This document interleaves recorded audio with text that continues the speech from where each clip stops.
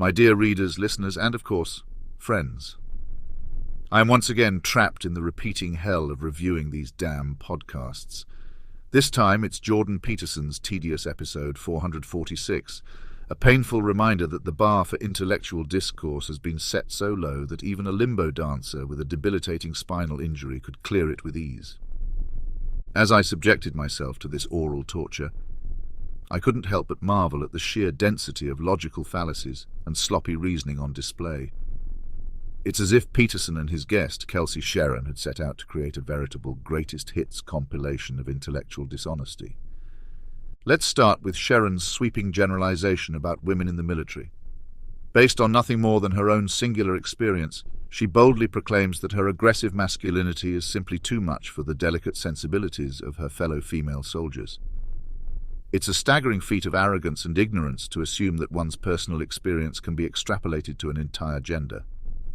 By this logic, we might as well base our understanding of all men on the experiences of a single, particularly irritating specimen, like, say, Jordan Peterson himself. But the fallacies don't stop there. Sharon presents us with a false dichotomy, insisting that the only way to respect the rights of our enemies is to send women into combat. It's a ridiculous proposition, one that ignores the vast array of diplomatic, economic, and strategic options available to us. But nuance and complexity have no place in the world of Peterson and his acolytes, where every issue can be reduced to a simplistic binary choice. Throughout the podcast, Sharon relies heavily on anecdotal evidence to make her points. She regales us with harrowing tales of war and trauma, as if the mere fact of her having experienced these things is enough to lend credibility to her arguments. But anecdotes, no matter how emotionally compelling, do not constitute proof. They are the refuge of those who have no real evidence to support their claims, a way to manipulate the emotions of the audience while sidestepping the pesky demands of logic and reason. And oh, how this podcast loves to appeal to emotion. The graphic descriptions of violence and the effects of PTSD are laid on thick, a cheap attempt to shock and horrify the listener into submission. But this tawdry tactic is no substitute for substantive arguments. It's the intellectual equivalent of a schoolyard bully trying to win a debate by punching his opponent in the face.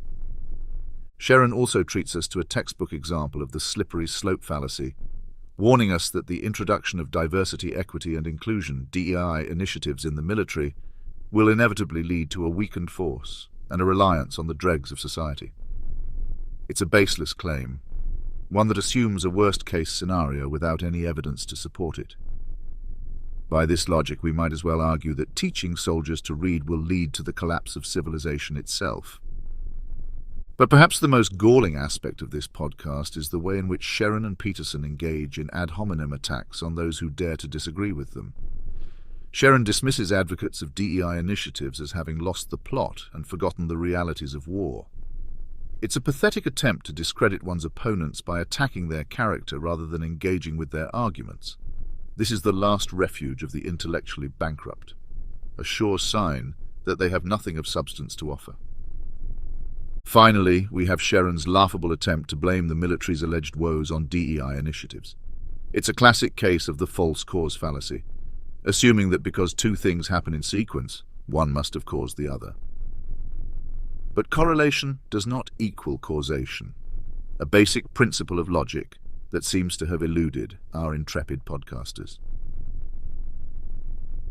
In the end, this podcast is nothing more than a showcase of intellectual laziness and rhetorical trickery. Peterson and Sharon rely on a parade of logical fallacies to make their case, hoping that the sheer force of their emotions and anecdotes will be enough to sway the listener. But those of us who value reason and evidence will not be so easily fooled. We will continue to call out thesophistry and demand better from those who claim to be intellectuals and thought leaders. It's a sad indictment of the state of public discourse that drivel like this is given a platform and an audience. But as long as there are those willing to speak truth to nonsense, to shine the light of reason into the darkness of fallacious thinking, there is still hope. We must continue to fight against the tide of intellectual dishonesty and demand more from ourselves and others. Only then can we hope to elevate the level of discourse and make true progress in understanding the complex issues that face us.